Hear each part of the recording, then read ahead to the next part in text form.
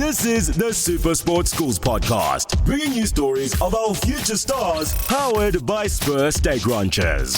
1, 2, 3, go!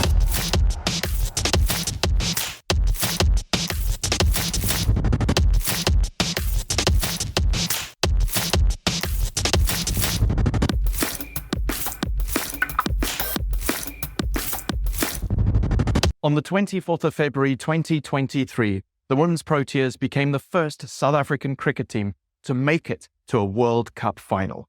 Just last week, Banyana Banyana became the first South African football team to make it to the knockout stages of a FIFA World Cup. This year, SuperSport is here for her. And at SuperSport Schools, we've seen girls' sports exploding on our platform.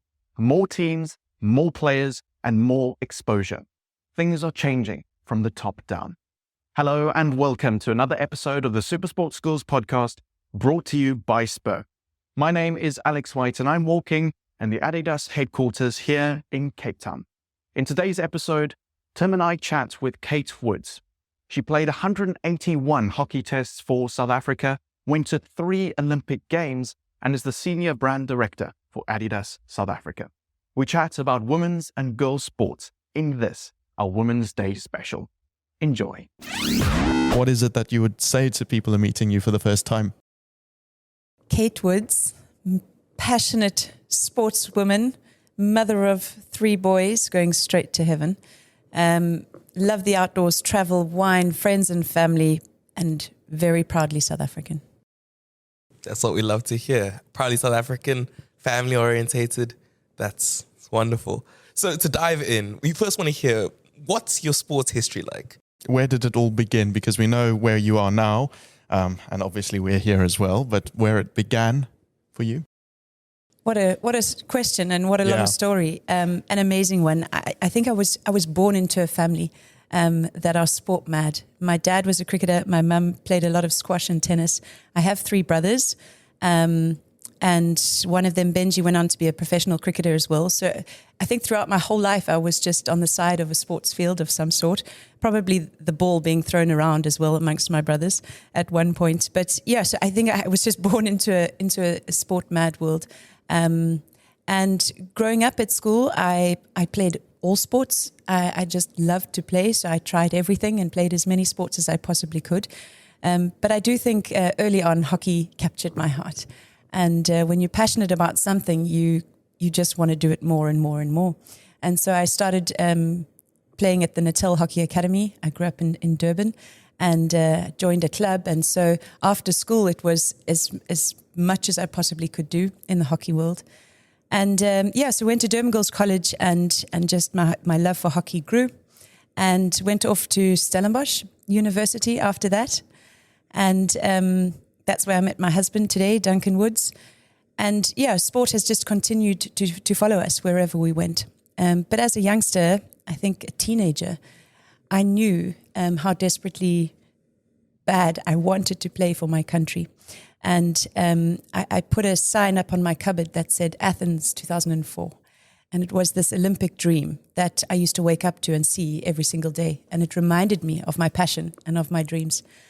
And I continued to do all I could and work incredibly hard to be the best hockey player I could be. And straight after varsity, I had some wonderful years at Stellenbosch, at Marty's, playing there and learning a lot. But after varsity, I went off to the UK and I played in the Premier League for a club called Ipswich. And on my return, I think it was a huge growth journey for me. And upon my return, I made the national team for the first time back in 2003. I think I'm giving away my age. And a year later, I was selected for the South African team on my way to the Athens Olympic Games. When we were 1 year old. Don't rub it in. Actually, I'm not sure I was born at that stage because I was... Tim. Be kind. But I mean, you made it. And having had it up on the cupboard to make it to Athens 2004, one of the coolest torches that they've had at the Olympic Games. So that's quite cool to make that debut. But... you've gone and you said at the start that it was hockey that you were obsessed with, and obviously that's what you went into. Your first game playing for South Africa, representing your country, it was a dream, and you'd finally made it. What was that like, standing out there and representing the country for the first time? It's a feeling quite hard to describe. I've been very fortunate enough to sing the anthem 181 times for my country, but I can tell you that all 181 times are just as special. That first match I will never forget. We played against England in Potchefstroom, and my family. I only found out the day before that I was selected, and because I was there playing in a squad, and I was in the SAA team at that stage. And the night before the test, I got called into the team. So my mom and my gran got in the car and drove from Durban, and my brother from Joburg, and they were all there watching me take the field for the very first time. And standing alongside your teammates and singing the anthem, it's honestly a feeling you can't quite describe. And a feeling that continued throughout my 10-year career after that is every single time you put on the green and gold and you stand there proudly singing the anthem. It's just an absolute blessing and something I'll never forget and forever treasure. Well, it truly seems like you've lived the dream that many South Africans have looked for in their life, from hard work to the magical call-up to finally getting to stand in front and represent your country. And a call-up the day before. I mean, that's quite... That is crazy. I just want to ask, what is that hard work like? Because, I mean, we have some prospective athletes watching this. So what did it really take from you to get to where you were? I think you've got to really articulate what you're going after. You need to have a dream. You have to have an ambition that you're working towards. I don't think you're going to get there unless you put your heart and soul and everything into making this dream come alive.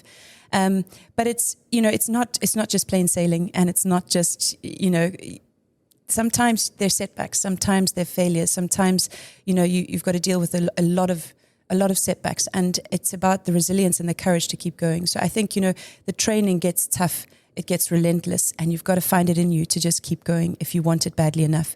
The fitness is something, injury, avoiding and preventing and recovering from is one thing. Selection, do I make it, don't I make it? There are lots of little bumps and hurdles along the way, and if you want it badly enough, you've got to find that fight to keep going after it. And that's what I did. It wasn't always plain sailing. And, amateur sports in South Africa is also another something to deal with, where there isn't the support that maybe other sporting codes get. And so often you're actually paying out your own wallets for the tours, and you're not getting sponsors, and you're still juggling studying or working or family life. There's a lot that comes with amateur sport. But I promise you, if there's a burning desire inside of you, everything is worth it. You mentioned that hockey, not professional, is amateur. And even 20 years ago when you made your debut, it was the same thing, and it's still now like that. So going to something like the Olympics carries a lot more challenges than a team that might have a lot more funding. What do you think it takes to overcome that, and how do you think it affects the team dynamic? Yeah, I think it's a huge factor in South African amateur sports. It's unfortunately not just hockey that go through this, but it is something we've experienced throughout my whole career. We were very fortunate to have big sponsors on board for periods of time, the likes of Spar and Investec. But sponsors come and go, and what we're needing is consistency. We're needing to build structures in our programs. We're needing funding and investors to come in and help the team prepare and provide a platform for them to succeed. I mean, if there's ever an example right now of this, is Banyana and what has just happened in Wellington. They've made history. And even though football is a professional sport in our country, it's unfortunately not for women. And so I know from some of our players, they got together 2 times before this World Cup, and yet look at what they have achieved. And for us, preparing for an Olympic Games, a Commonwealth, a World Cup, an international series, we just didn't, unfortunately, have enough game time that our opposition had. And we didn't have, the professional staffing and conditioning programs and the likes. We all did it out of the love of our hearts. We did it sometimes with our own money and funding tours ourselves. And so I don't think it's ever going to hold South Africans back. However, what could we achieve if we had the right support? I think that's so powerful, because this year I've definitely noticed, being a part of SuperSport Schools, we've seen how big girls' sport is on the platform, specifically netball, which we've said a couple times is one of the biggest and fastest growing sports on the platform. But I think also our women's sport this year, at the start of the year, there was the Women's Cricket World Cup. And I was at the game where we beat England in the semi-final in Cape Town. It was one of the most amazing things to be a part of. I was at the final, and even though we lost, just the atmosphere, every single ball being cheered in was incredible. The game when we beat Italy, Banyana, when we beat Italy, I was actually watching it at university in a lecture. I had it going on the side. Same. I had it going on the side. All our friends had like around one lecture. And it got to the 90th minute. It was 2-2, and I thought, oh, I've got a lecture I've got to get to. So I shut my laptop and I started walking. And then there was this group of people that just started screaming out of nowhere. Just they were sitting at a table outside, started screaming, and I was thinking, is it a coincidence? Could it be? So I walked over, and then I see we've just scored to take it to 3-2. And there's 15 minutes added time, which was 11, but it became 15, very stressful. But I just thought this is something that a year ago, you wouldn't have thought there'd be people on a university campus watching the Women's Football World Cup. And we had sold out Cricket World Cup final here in Cape Town. The Netball World Cup's been incredible. It's an explosion that's so incredible, but still it's being played by teams that aren't professional. And an example I've got again, when we had the Rugby Sevens World Cup in Cape Town last year, there were only 2 teams in the whole tournament that weren't professional. It was the Madagascan women's team and the South African women's team. The only 2 in the whole thing that weren't professional. With this massive drive for women's sport that we're seeing at the moment, it surely is time that something happens. I mean, when you played to now, 20 years have elapsed, and we're seeing such a big interest. Where do you see it going in the future, and what do you think kind of has to happen to change something that's been the same for so long? I think women's sport has been a topic of global conversation for a few years now, but I think people are talking about it because they should. And it's a little bit of a tick box exercise. Okay, I sponsor someone or a team. But I don't think people have really actually understood what the problem is, what needs to be done, and also the opportunity that we're sitting on. And I think if anything, you talk about from the start of this year, if anything, the last 6 months, if there is anyone out there not talking about women's sport right now, I think they've got their eyes closed.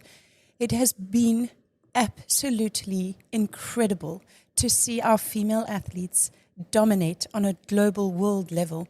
I mean, if you think of Gerda Steyn and her smashing records, Tatiana in the pool, the Paralympic swimmers in the pool, the cricketers you speak of, Banyana, the netball players, the hockey, the water polo players, they are dominating, and they have nothing. And I was recently sitting around the table with a couple of South African rugby players, and you know what we spoke of? We spoke about women's sport.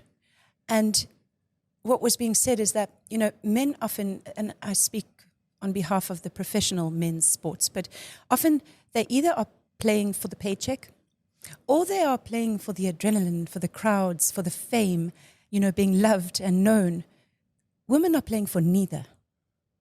They're not getting the paychecks. They're not necessarily getting the crowds until recently. And it is time now, more than ever, for every single industry, business, brand to put their money where their mouth is and to invest in women, sportswomen, and sport in our country. They deserve the opportunity to prepare better. They deserve the opportunity to be professional. They deserve the opportunity to, you know, set themselves up for success. I mean, the interview after the Banyana game against Italy, I don't know if you read it, Bernadetta Ozzi said about the South Africans, they said she could not believe that this team, the performance coming out of this team was from a country that most of the professional soccer clubs don't have a women's team. There is no professional league. That she said, if we had to invest in football in our country, we could be winning the World Cup in the next 10 years. She said that South African talent can hurt the world should we decide to invest in it. I think something that also really highlights that is that we have, and I've said it before, it's a fact I like bringing up, we have 50,000 FIFA-registered football clubs in South Africa. It's the most in the world. And yet, Banyana, getting together 2 times before the World Cup, are the first South African team to ever make it to the knockout stages in a World Cup. I think South Africans in general are quite good at doing very well with nothing. But like you said, imagine if they didn't have nothing. if they actually had something. So that's very powerful. Yeah, honestly, it's a topic that it is very close to my heart. Having experienced it for a 10-year career, and just seeing now so much, we've just got to do so much. We have the most talented sportswomen in our country, and we have to invest in providing them a platform. What we've recently done at Adidas now is we're launching a campaign, and what it is it's called Remember My Name. And that's exactly what it is. It's heroing and platforming incredibly successful female sportswomen, showing the world their journey, and for them, to succeed against all odds, and for them to look at the camera and say, I am Kolosa Biana, remember my name. I am Quinita Bobs, remember my name. I get emotional talking about it, because what more do female athletes need to do to be recognized and rewarded as they deserve? This is the SuperSport Schools podcast, brought to you by Spur. Come on, wake up now. Who got zombie? Wake up now. Sequilotos Scott. Wake up now. Who got my singing? Get up and go. With 15 delicious breakfasts, Spur is the place to be until 11 every morning. Enjoy an unreal breakfast, still just $49.90. Spur, people with a taste for life. Wake up now. Come on. Yeah. This is the SuperSport Schools podcast, brought to you by Spur. When I hear this story, all I can think about is the resilience of South Africa as a nation that has so much potential and continues to fight through so much adversity. And I guess all I have to ask is, if the money was in your hands, in your court, where would it go to support the grassroots that need to grow the tree that is South African sport? I'm going to take a step back, and I'm going to say for young girls to believe that they too can have a career in sport, they have to see it. To believe it, they have to see it. And so to see the South African teams representing South Africa at the Olympic Games, at World Cups, this has to happen. And so yes, there has to be funding at the top for our national teams and our elites to be competing. But it has to also be, there have to be programs right from the very beginning, from grassroots level, school girls. I've heard a stat that girls drop out of sport at a much faster rate and earlier than boys. Why? Is it that there are no clubs, there are no programs, or is it that they just don't see other females playing sport, so they give up on it? We have to show them that it is possible to have a career in sport. And I think what SuperSport Schools is doing so brilliantly, it's profiling girls in sport, women's sport, and not just A teams, but also showing the depth right down to the DE teams, to say that you too have a place. You too are important. And you're profiling different sporting codes, you're profiling different abilities, different teams, as I mentioned, and it shows them that there's something to work for. It's providing a competitive environment at school level. And what we've got to do is we've got to make sure that that's the foundation that we're building, but that there are then structures to continue playing. And I think that's also important, is at university level, at club level, and then at national level. Every single level requires structures and systems in place to support girls to stay and play sport. And I come back to it.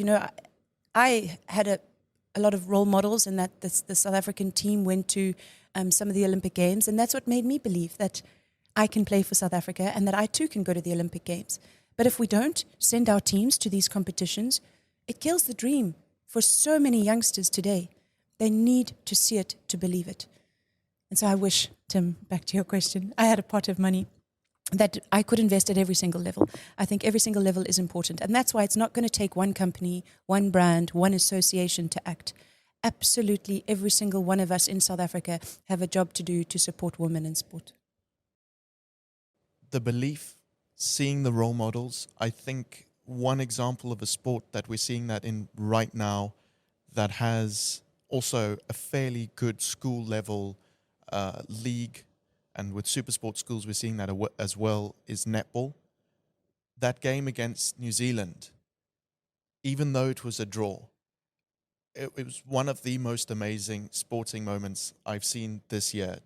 To be behind the entire game, the intercept at the end, and the shoot from relatively far out to nail it with literally on the final second.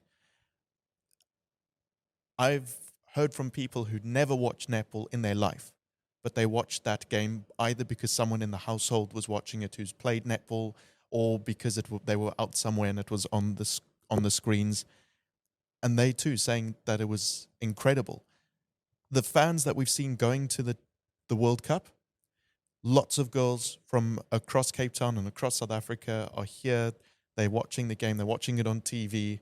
It's an amazing example of what you say, of having that belief and having role models. 100%. It has got the country talking and watching and believing. I mean, the talent that you see, these women are powerful. They are fit. This level of skill, the pace at which the game is being played. I mean, it is exciting end-to-end stuff. This Netball World Cup has been a very proud moment for our country to host a World Cup, but also to see our team just do absolutely brilliantly. And I know that they are role models now to so many young netball players. Friends' daughters were traveling here with their school teams, flying in to just come and watch it. And Banyana, I think they've also just got the whole country talking right now. You know, some doubters say, you know, women's football is not exciting enough to watch. Well, I have not seen goals like that ever before. And the excitement right to the last minute of extra time. I mean, it's been absolutely phenomenal. So, yeah, I think it has been a wonderful example of the level of sport at the highest level. I think that argument of women's football isn't as interesting. It's a detrimental one, and one that simply doesn't hold. I remember, I think it was the advert for the French team where they had a bunch of shots go in and they had them as like Kylian Mbappe and Griezmann. And they're like, but this isn't the men. This is actually them. And it's seated in... They'd masked over the players with just the guys' faces and like body shapes and things, but it was still the footage of them scoring. And then when they remove it at the end and show it side by side, it's quite incredible. And I've seen a lot of the comments on that. There are literally people in the comments, and comments online can always be awful, but there are lots of people saying that it changed their perception, just seeing that ad. And for me, someone who doesn't necessarily watch as much football as you, I watched that whole match in a lecture, which if you told me I was going to be doing that a year ago, I don't know, because I wouldn't necessarily have thought we were going to get that far. But then to see us play so well, the first goal we scored is one of the best goals I've ever seen. So people are enjoying it. Netball is full whenever the Proteas are playing. And I think when Banyana come home, their matches at home, now that they've done so well, it's going to start changing. 100%. Just on another note, because I'm also interested in what your story was like. And you touched on your first one at Athens, but something that I also like to ask is, what is it like traveling as a professional football player? Oh, I'm going to do this from the top because I stuttered my whole way through it. Yeah. It's okay. We don't use our feet in our sport. Yeah.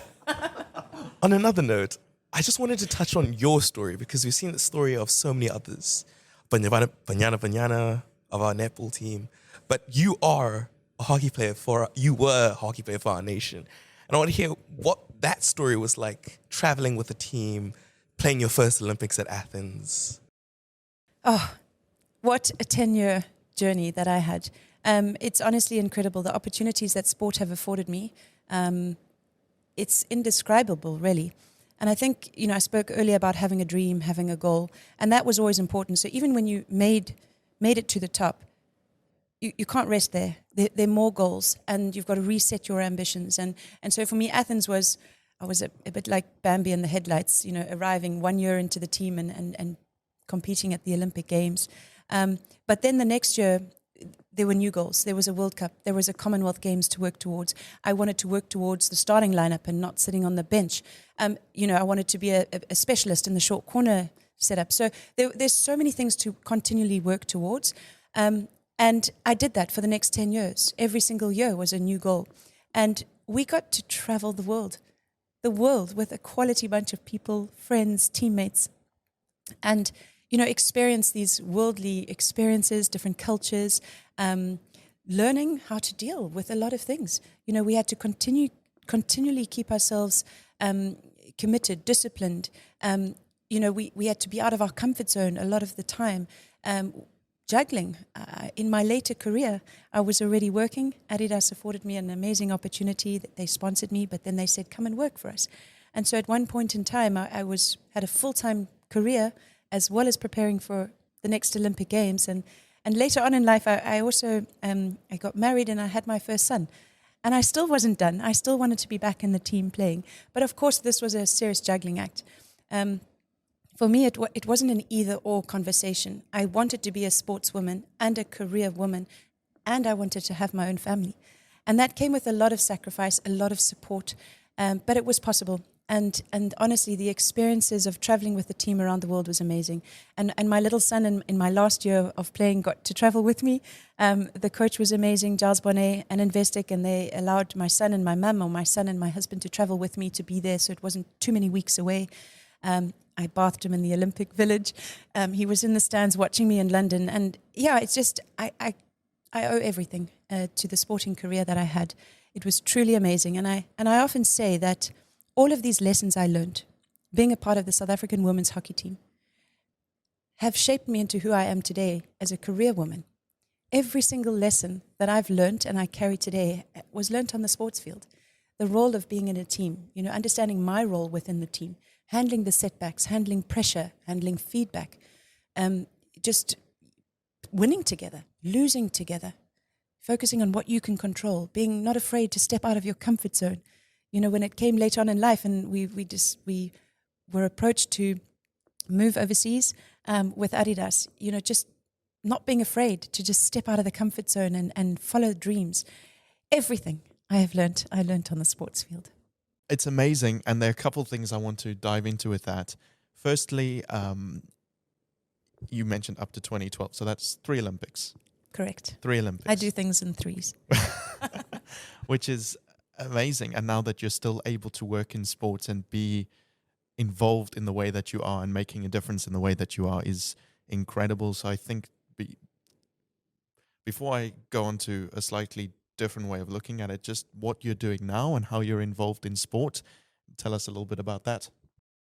Yeah, my job is honestly a dream come true. I work for a company that believes sport has the power to change lives, and that it does. And it's afforded me the opportunity to travel the world, as mentioned. Adidas is a global company, and we moved our family of 5 to Dubai for a year and a half, and then we moved on to the Adidas headquarters in Germany. And I think this was just eye-opening, an incredible opportunity to work for a global brand at the headquarters. And then in 2019, home was calling, and we wanted our boys to grow up on understanding their roots and the South African lifestyle. And so we moved back home, and I brought back with me all of the knowledge and experiences I'd gained abroad. And I'm now leading the brand department today for Adidas South Africa and a couple of other African countries. It really is a dream come true. Our job is to enable and inspire young athletes to shape and lead sports culture, to work and invest in foundations that are truly changing lives through sport. It's an absolute dream come true. So we've heard a lot about the challenges you've faced and what it's brought to you. And if you were to sell the importance of sport to women, young girls, what would you say is the true impact that it has on your life? I mean, besides the obvious physical advantages, being healthy and fit and moving your body, I think there's such a psychological gain as well, just in terms of self-confidence, self-worth, being part of a team, being part of a community where you belong, having a safe environment. I think that there's so many advantages for girls to be involved in sport of some sort. But then also for me, what sport has afforded me after sport has been game-changing. Honestly, the corporate worlds can be quite male-dominated. And I walk into a boardroom today full of men with my head held high, with a strong voice at the table, knowing what I'm capable of, knowing my worth. And I think that sport and the competitions I played and the travel that I went on, and I think that has just given me the self-confidence today to know that I too have a place around this table, that I too can one day be a director and a CEO and a GM of a company. Why not? I am just as worthy. I'm just as capable. I have confidence in myself because of my sporting ability. It almost has provided a platform for me to go forward into my professional career, to continue dreaming and being ambitious. It didn't stop on the sports field. I have huge ambitions now in the career world. And I think that's what sport can afford young girls. It's just to build that self-confidence and self-worth and to help them believe and see that they have a place in the corporate world as well. This is the SuperSport Schools podcast, brought to you by Spur. Come on, wake up now. Who got zombie? Wake up now. Sequilatos cut. Wake up now. Who got my sign? Get up and go. With 15 delicious breakfasts, Spur is the place to be until 11 every morning. Enjoy an unreal breakfast, still just $49.90. Spur, people with a taste for life. Wake up now. Come on. Yeah. This is the SuperSport Schools podcast, brought to you by Spur. And you touched on one of those foundations before, but I also wanted to hear, because again, to many people, they may see sports brands as just these things that are money-making just to get their product out there, but they really do impact the communities in which they find themselves in. I mean, you find yourself here in Cape Town, vast wealth divide, but also a place with a lot of potential. And I just wanted to hear what other initiatives you guys hold to, move the community. So what's important for me, not only in communities, but also the topic of women in sport, what we're really trying to do is make sure that we provide equal opportunity.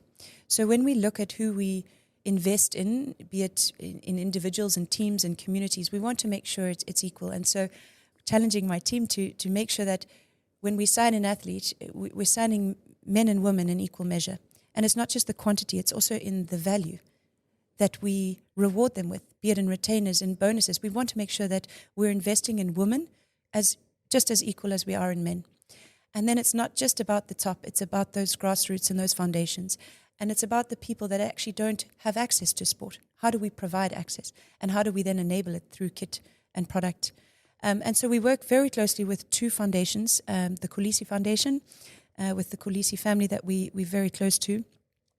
Sia and Rachel have started what's called the Sia Pakama Schools program in the Eastern Cape in Zwidi, where he's from. And we are enabling and starting a sports program in the area so that young girls and young boys have access to sport. We also work very closely with Amandla. They have about 8 safe hubs around the country. And the same thing there.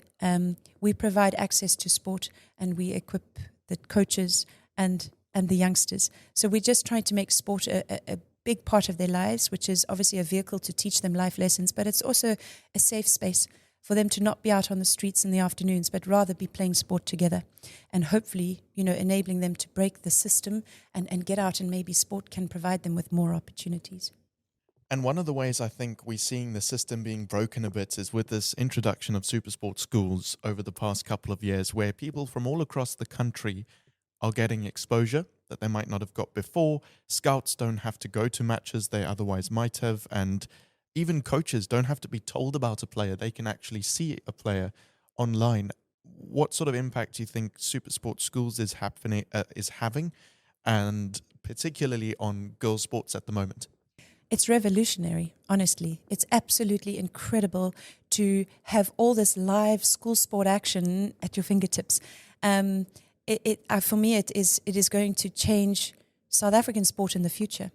Like you said, it's a scouting opportunity, but also for the players themselves to watch themselves. I know that I benefited very much from video analysis.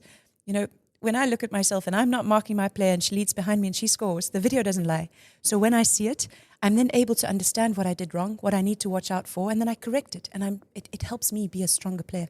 So I think for the youngsters, seeing themselves and understanding what they should do more of or differently is hugely advantageous. For coaches to also understand the game, to learn from other better schools, teams, it's just increasing the level of sport in our country. And I think this is really where you see the raw talent of South African sportsmen and women come through. And surely this is going to attract more sponsors, more investments in the future, because you see the talent that exists. And I hope that everyone is watching SuperSport Schools. And this is the next generation of talent that's going to come and feed through our systems and our national teams. So it's an absolutely incredible program. We're very proud to be a part of SuperSport Schools at Adidas, and the investment will come. Honestly, there's so much opportunity here. Well, we are at Adidas and Adidas, as I say. And I'm a sport nut, but one thing I've always found myself is I'm an equipment nut. Sports equipment always interested me. Whenever there's a new pair of rugby boots or basketball boots out, I had to know what equipment had they put in. Had they put in a carbon fiber plate now? Have they reshaped how they've had the ankle support? It's something that I've always found interesting. Yeah, so I bumped into a story that in the 2022 Euros, the Lionesses, they owed what they had done to their special biomechanics who had created specialized bras for them. And it just got me interested on what equipment can do. And I just want to hear if Adidas is doing other things, for women to give equipment to get the best out of it. And girls in sport as well. Absolutely. Huge focus for us. It's not just about creating a garment and we joke around shrinking and pinking it. It's absolutely not about that. We invest millions of euros into innovation and technology. And we are able to map the body and perfectly design gear that is working, with your body movements and allowing you to perform at your very best, be it apparel and footwear. Women need different things. We have different bodies, and different support levels are required. And so I think footwear is a big thing. Is it designed for a female's foot and the way a female runs and trains and moves her body? I think it's critical to look at that. And then from an apparel point of view, even just normal apparel, shorts, shirts, vests, whatever they're wearing to compete in, it has to be comfortable. It has to perform optimally for her. But definitely sports bras has been a big focus, I think, for all brands across the world, but certainly at Adidas, it's been a huge topic for us. We have 60 different types of sports bras, which just shows you that we understand that every body type is different and every sport requires a different need. And so we've really made sure to focus on providing the very best for her and offering 60 different types. There's bound to be one there that is suited for you. And now in our stores as well, we make sure that our staff are equipped to be bra fitters so they can measure and prescribe the right bra for you, for your sporting type and for your body type. So yeah, big investment from us into sports gear for her, for everyone, but definitely for her. And I think there's been such a deficit for so many years of innovating in women's sports product that now brands are having to accelerate and catch up. But very glad to say that we have, and it's a huge part and huge focus of our brand. And do you think earlier when you were talking about how the drop-off rate of sport for girls is much higher than boys, particularly as they get older? Obviously, representation makes a big difference, and we've spoken about that. But do you think also the kit and feeling comfortable, I would imagine, makes a big difference as well? Huge part of it. I mean, we go into areas where we see young girls playing netball on hard courts with no shoes. A sports bra is not known to a huge community of girls, so then it's not comfortable to play. And then we talk about another thing, which is period poverty. There are a huge amount of communities and schools that young girls don't have access to sanitary wear. And so, unfortunately, they drop out of sport. They're missing school. I've heard about a term a year. Is sometimes girls are missing a term a year of sport and school because of their periods. So also part of our initiative with Amandla at the Safe Hubs is we've partnered with a company called Blossom Care, and we're building manufacturing plants that manufacture sanitary wear, recyclable sanitary wear, and we're trying to provide access to girls to have that so that it doesn't stop and prevent them from playing sport. I think what comes across so clearly there, and from what you mentioned earlier about that girls do have different bodies, is that sometimes people don't think about those differences and don't think that actually there's a lot there that can hold people back. And you mentioned, and this isn't necessarily exclusive to women's sports, it's exclusive to sports that aren't professional, and that you have to have a job. You can't just do the sport full time because there isn't the money in it. So that's one thing where you have to balance a job and you have to balance the sport, firstly. But then also, you started a family while still playing. And I think that's something that we do hear about it happening, but it makes the news when it happens, especially at the international level. So it would be great to hear that story and what that was like, because you still played in the 2012 Olympics and it was right around that time. Yeah, it was. And, I think so many young women think that they have to choose. It's either sport or it's a professional career, or it's a professional career or a family, but never both. And it is possible. But it also, as a woman, it's a tougher journey.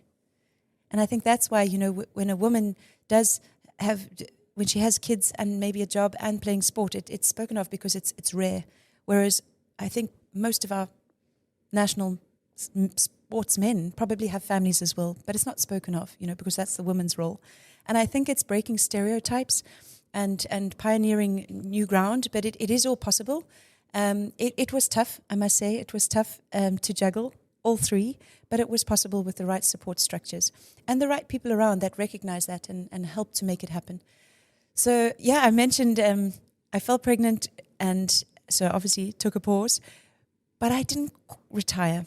I took a pause, and about 4 months after having Sammy, I went back into the gym and I was horrified at the sight of myself, really unfit 4 months after having a baby. And that didn't bother me, but I just realized I could see this like fire in my eyes and my belly was going, and I just knew that I had this burning desire to still play.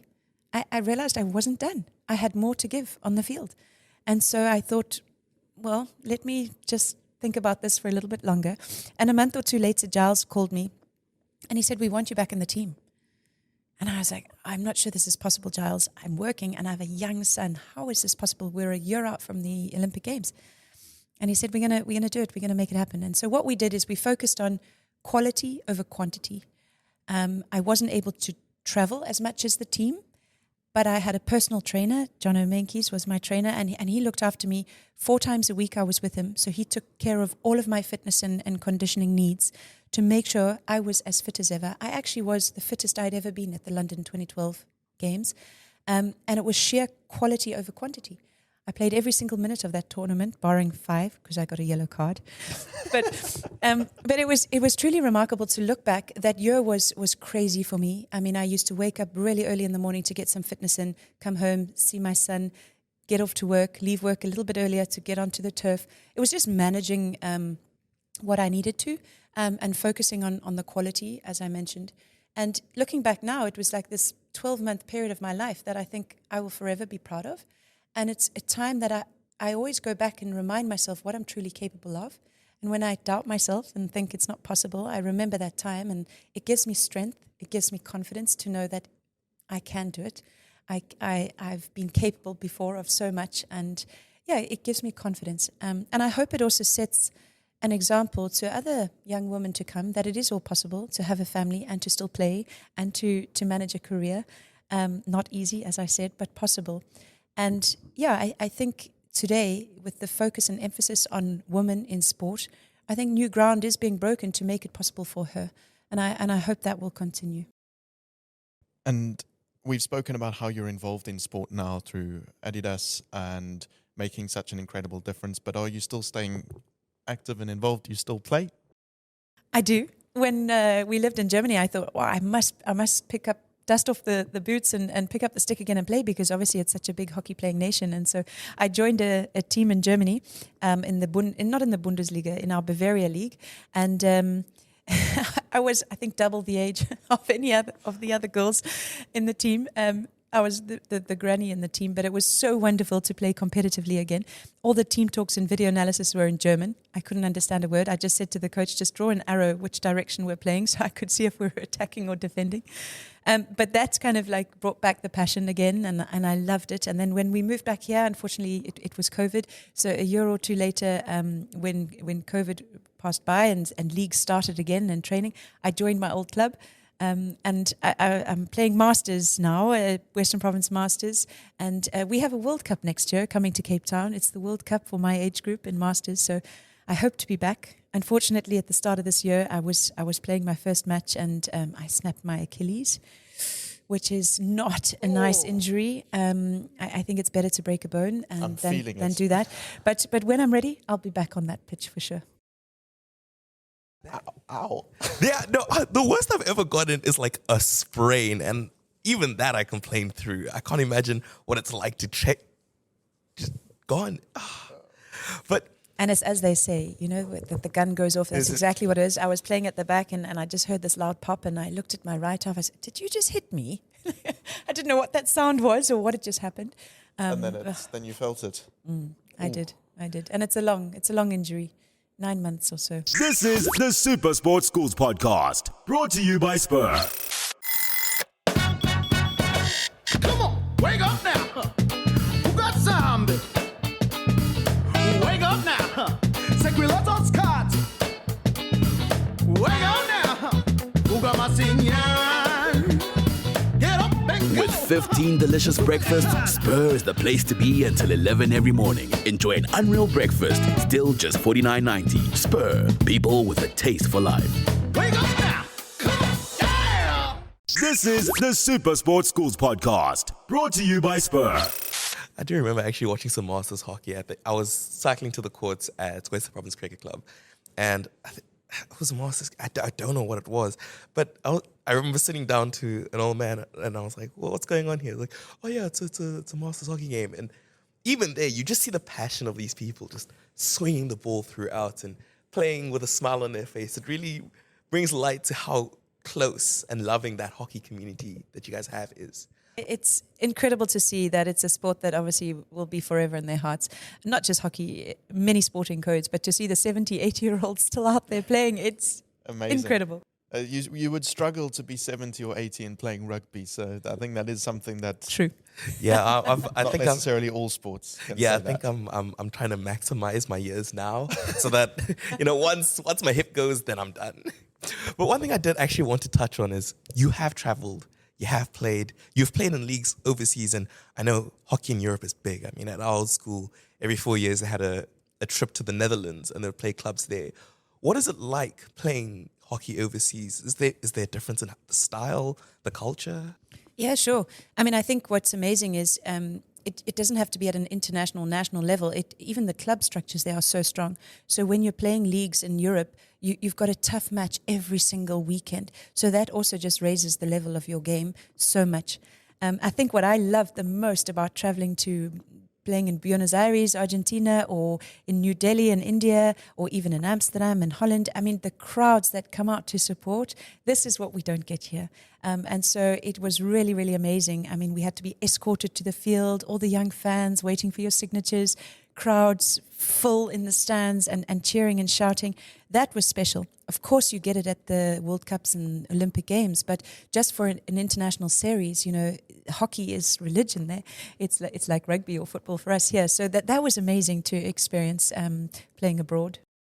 Obviously, we've come full circle. We've spoken about how you started and what you're doing now and what we want to see in the game going forward for girls and women. But I think to end off specifically with the school sport for girls, where would you like to see it go? And what would you like to see change? And as SuperSport Schools, what do you think we could be doing better? I think you're doing an amazing job as is. And I think I would encourage you to keep flighting girls' sport from all different sporting codes, all different locations and schools and levels. It's important to see it all because, as I mentioned, that gets girls believing. They want to be part of that, and so they will continue to play and strive to make the teams, to be on TV, to play in this competitive sporting landscape. But it can't stop there. So what is then SuperSport or other channels going to do to continue what SuperSport Schools is starting? So let's make sure that it doesn't stop at school level. How can women's sport at varsity, club level, national level continue on TV to get the viewership, to get the fans, to get the investors? It's really, really important to profile and spotlight women's sport at all ages and levels. And I think what you are starting is really starting the fire, and long may that continue. So thank you for all that you guys are doing. It is truly incredible. And I want to finish by saying, again, if we want to ask young girls to dream about a career in sport, they have to see it. They have to see it to believe it. And that's what you're doing. To end off the SuperSport Schools podcast, and this has been an incredible one. It's our Women's Day special, and I think we've spoken about so much that's so powerful, and I can't wait to see how our sport goes for the rest of the year in all these different tournaments. It's been an amazing year. So we thought today's quiz is going to be along that theme of girls and women's sports. So we're going to put you to the test. How this quiz works is that you get 60 seconds on the clock, and you can answer, you can say pass, and basically you just need to answer as many questions correctly as you can. Currently, the leader on the leaderboard is Tahira Augusti. Brilliant hockey player. Yep. And brilliant at the quiz. She washed me out on that day. So, why are you surprised? Yeah, I should have taken it. No. She got high 13 points? She got 13 points, which is 4 higher than the next person. And the next person is Mark Jury, who's the former CEO of SuperSport and now CEO of MultiChoice in South Africa. And then Coach Cooks from SuperSport Schools. He's also had 9. Tim's got 9 before. I had a... Oh, I'm not sure I've actually got a 9. We checked. We checked? We checked. Oh, yes! You have got 9 before. Ooh, that leaderboard is looking good now. And I've also got 9. So that seems to be the people in the know. No we pressure. can only get that high. So Tahira with 13, but we've got special quiz for you today. Tahira's one was all about hockey. This isn't all about hockey. There are some hockey questions, but you won't be going up against him. You'll just be fighting against the leaderboard. So Kate, to end it all off, are you ready to play? Let's go. Kate Woods, are you ready? Ready. SuperSport Schools podcast quiz. Your time starts now. How many singles Grand Slams has Serena Williams won? 18. 23. Who's the current ladies record holder for both the up and down Comrades Marathon? Gerstein. Correct. Who's the current captain of Banyana Banyana? Machaya. It's Rafaela Jane. Which school hosts the top 12 under 18 girls hockey each year? St. Mary's. Oranje. Which current Durban Girls College players represented South Africa under 18 hockey in 2023? Pass. And it's my school. How many I'm sorry. sections is a netball court divided into? 3. Correct. True or false? Netball is played at the Olympics. False. Correct. True or false? SuperSport Schools has streamed sheep shearing. True. It's correct. Who won the 2023 St. Mary's Hockey Festival? I'm so sorry. Oh. Okay. I got too excited and I lost my headset. Who won the 2023 St. Mary's Hockey Festival? Durban Girls College. Unisi. How many players from each team are allowed inside the shooting circle in netball? 2. Correct. In football, who's the highest international women's goal scorer? Christine Sinclair. Correct. Who holds the South African women's 800-meter record? Pass. Caster Semenya. Which South African ref was an assistant? Time's up. Thank you so much for speaking to us today. This episode obviously is a very special one. It's longer than our normal episodes, and I think we've gone through so much that's so amazing. And to hear what your journey's been like and what Adidas is doing, and just the passion, the hope, and the excitement you have for girls and women's sports, it's inspirational. And just thank you so much for sharing with us. Thank you, Alex. Thank you, Tim. It was a pleasure to be here. Thanks so much for watching or listening to this episode of the SuperSport Schools podcast, our special episode for Women's Day and Women's Month. If you want to get in contact with us, let us know what you thought of the episode. Find SuperSport Schools wherever it is that you're on social media, Instagram, Facebook, Twitter, and TikTok. You can find us. And remember, there's a new episode of the SuperSport Schools podcast every Wednesday at 7, right here on DSTV channel 216, online on YouTube, and wherever you get your podcasts like Spotify, Apple Podcasts, and Google Podcasts. Thanks so much for tuning in. We'll catch you next time. Bye-bye. This has been the SuperSport Schools podcast, bringing you stories of our future stars, powered by Spur Steak Ranchers.